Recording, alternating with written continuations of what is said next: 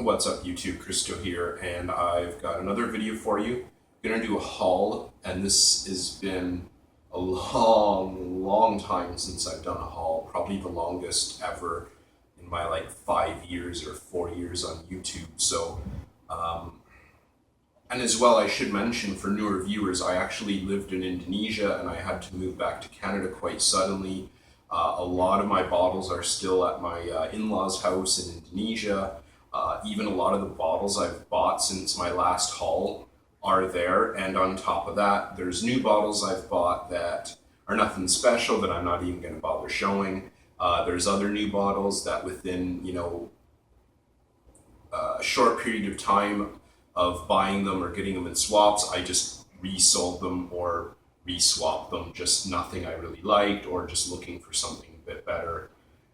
So I've kind of selected a few here. There are definitely some I have in the house that I'm leaving out, but like I said, just nothing overly special. I will do another video including them and my newer purchases, after this one, later date. So these ones here, this is basically almost all niche. Yeah, pretty much all niche, I guess. And I've got quite a bit. Now, the order I'm going to show them, it makes sense to me, but I don't know, it might not to you. Got some summer fragrances from earlier in the year at the front, then I've got some good cheapies, and then I've got some nice surprises towards the end. So let's get into it. The first two, I'll just show them both at the same time.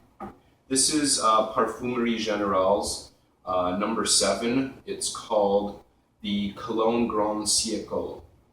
And I believe it translates as Cologne of the Century or Cologne of the Millennium or something like that. And this is literally the first Parfumerie Générale I've ever tried. And there were really negative to average reviews on Fragrantica base notes. A lot of people just saying it's a boring fragrance. Just a boring, forgettable orange citrus fragrance. I got it and I was really happily surprised. I'm actually, just to begin with, I'm not really a citrus person, but this is really good. I quite like it. I'm happy with it. Another summer fragrance, Eau de Cologne from Chanel, the Les Exclusives line. I got this in a swap. It's quite heavily used. It's 100 ml remaining of 200 ml, which is still, more than I'm ever going to use. It's good. It's very soft, citrusy, white, floral. Next, this one, I got it after. This is a really great spring fragrance, but I didn't get it until quite recently. This is Diptyque Essences Insensees, and this is the original, the 100 ml from 2004, I guess it would be. And hey, come here. My dog's sniffing around at my perfume bottles. And this is the Mimosa beeswax version, and I got a sample of this from the Diptyque boutique in Jakarta, and I thought it was amazing. I like it. I just don't like the bulb atomizer, and I don't like that there's nothing to change it. You can't take it off and replace it or even put a splash. The bulb atomizer is just so light, and it's just this tiny little mist that comes out, but other than that, I think it's a really great fragrance. Okay, next one, I actually picked this up quite recently. My first swap on Fragrantica in a very long time. This is Aluminum, I'm gonna say. I've not really heard much about this fragrance. It's not a particularly well-known one. It's a niche, maybe indie you could call it as well, but definitely not very mainstream. Now, it's kind of a misleading fragrance because it's called Scarlet Oud, and you can possibly see how dark red the fragrance is. But strangely, you would think it's kind of candy or sweet or medicinal. It's not. It's kind of a barnyard oud with earthy, rooty, nutty vetiver, which is just totally not what you would expect. So I got it. I picked it up from a woman who bought it, kind of because she thought it was going to be sweet, candied, gourmandish medicinal, but it turned out to be completely the opposite. So I picked that up off her. A couple of great cheapies. My first one here, this is Tokyo Milk's Dark. Bittersweet from the Dark series. I put this in my best cheapies, like my 5 cheapies in 10 minutes. And I'm just so in love with this fragrance. It's so weird, it's so unique. It basically just smells like various stages of chocolate cake. I'm not going to get too much into it because I've already talked about it once and I do plan on doing a full-length review of it, but I love that. Another one that appeared in my 5 great cheapies, this is Lush's Lust. It's just this full-on, absolutely balls to the wall. Wow.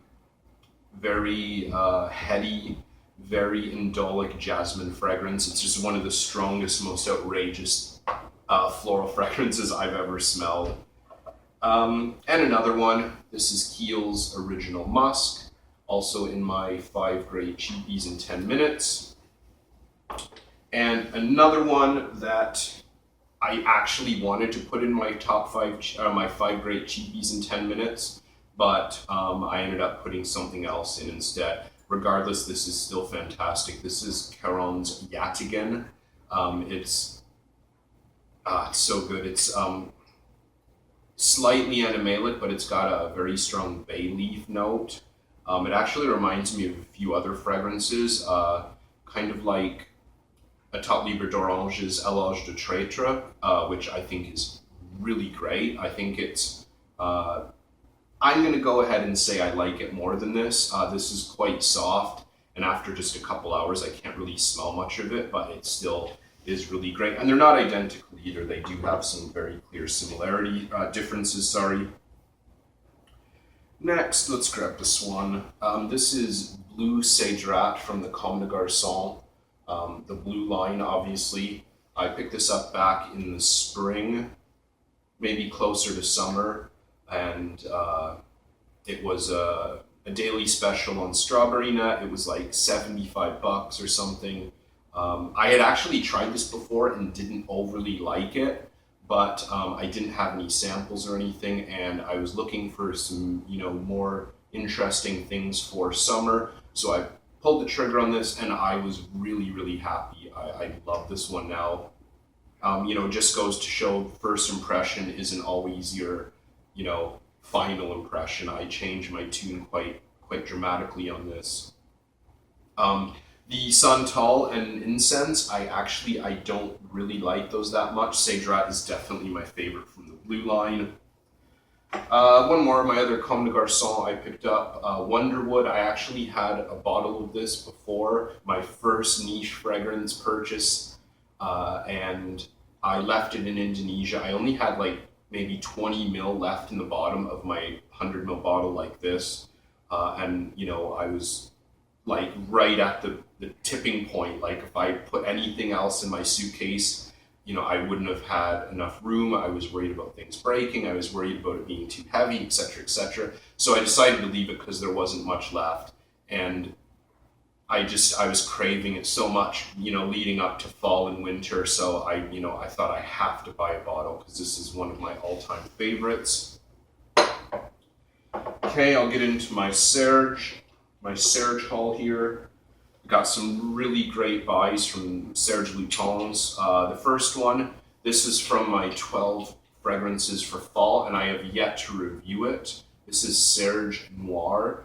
It's a very acrid, very sour clove and incense, and I think it's just so unique. It's so biting and daring, but at the same time I find it to be quite formal, kind of mysterious and dark.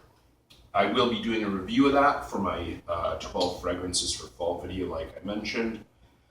2 now non-export Serges. I've got Vetiver Oriental here, and I've got Douce here.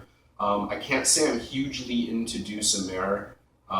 There is something a bit, unhinged about this. I just don't find it to be overly well composed. It's got this weird clash of like sweet and like bitter green notes that I don't think really works for me.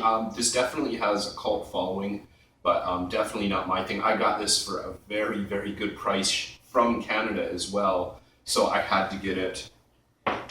And the Vetiver Oriental, I got this on base notes.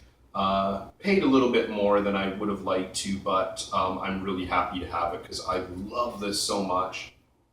It's just like this really rooty, earthy vetiver with this kind of, I don't know, I'm going to say like sour carob chocolate or cooking chocolate note in it. I think it's really, really, really fantastic. I've had my eye on that for a very long time. Finally picked up a bottle. One more Serge Lutens. You might recognize this from my video with Chad. This is my travel atomizer of Rahat Lukum. For some reason, this has become quite readily available online in the travel spray.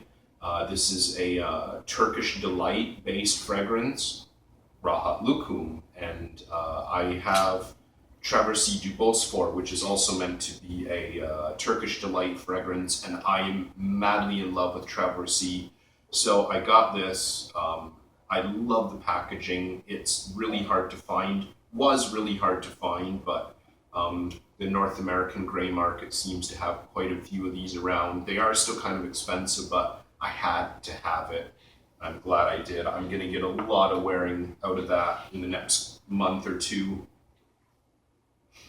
Picked this up on Strawberry Net again for the Christmas special that is still currently running. So if you're looking to get a bottle of this, go there and pick it up. I think I paid with my discounts like 70 Canadian dollars for a 100 ml bottle. This is L'Eau d'Ambre Extreme, and I love this. I love this so much. I actually had a candle of this that I got in a swap, and I loved the smell of the candle, but I'd never actually tried the Extreme. I tried the regular amber, but never the Extreme. I picked this up and I love it. I love it so much.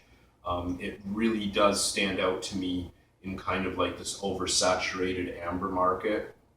You know, amber's become quite trendy and popular, and this one totally stands out, even though it predates most of, you know, what's in the indie niche market today. This is great. I love this. Eugene, my fragrance friend from the Toronto area, he owes me a lot of money because he put me onto a house that I've become obsessed with that is not a very cheap house to get into. Frederick Mall. I honestly had kind of dismissed Frederick Mall before I started talking to him, and he really, you know, got me interested in him, and then took me to the Frederick Mall boutique in Toronto, and I fell in love with like 4 or 5 fragrances, and I was very lucky to pick a couple of those up. Talk about the little fella here first. This is Bois d'Orage, or is better known as French Lover. This one I kind of just got with another one kind of for cheap because the guy was looking to bundle and, you know, give discounts, you know, cheaper shipping. So I kind of just got this. I didn't know much about it. I had never tried it. It never really stood out to me. And wow, I am in love with this. It is amazing. I wore it to the bank a couple weeks ago, and the teller, who was kind of like, I don't know, 40-year-old woman, was just like, she asked me like 4 times what it was, and I, you know, was like, oh, well, it's, you know, this kind of, you know, obscure brand. She said, oh, that's so good. And she said, what is it? What's it called? I was like, oh, it's Frederick Mall. She's like, oh, what's the name of it? What's the name? And I told her, and she was just like obsessed with it. And I told her you could get it in Toronto. So maybe I've sent a customer over to the mall booth. I picked that up with Une Rose right here. Now, I was a little bit disappointed because I knew this one was going to be vintage with the recessed cap, but this isn't. This is the new formulation with the writing on top. It's still an amazing fragrance. I was just hoping to get to try the earlier version. I have a sample of this version, and I love it. Like, it is the most beautiful rose fragrance ever. But yeah, of course, you know, I wanted to try the old formulation. And the last one, well, the last mall, this is Dante Bra, Now this is funny because this is the vintage formulation, but I actually prefer the reformulation. This is still good, it's still excellent, but the violet note is much more pronounced in this one, and in the reformulated, the kind of clean, soapy, almost creamy white musk in that is much more predominant, and I don't really get much of it in this, and that's really what I wanted. This is great, but I think I actually prefer the reformulation of it. And the last one here, the last one for today at least, this is my Epic. I showed this in a video a couple weeks ago, gave a shout out to Eric, and gave a shout out to the Fragrance Bros, Daver, for helping me get this, and I am just in love with this. And this is the magnetic cap as well. I have used, I would say, at least 5 ml out of this in just about 2 or 3 weeks. It's amazing. I'm just madly in love with this.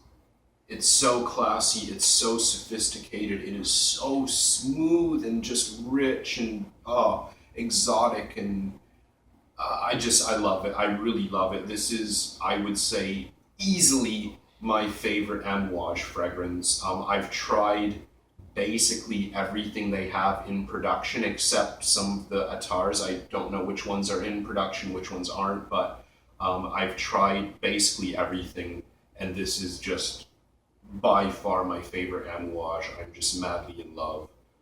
This makes Jubilation 25 look like, you know, child's play. And I love Jubilation 25, but this is just like, you know, this is the king, and Jubilation is like, you know, the kind of prince in training kind of thing. This is, I love it. I'm definitely going to review this eventually.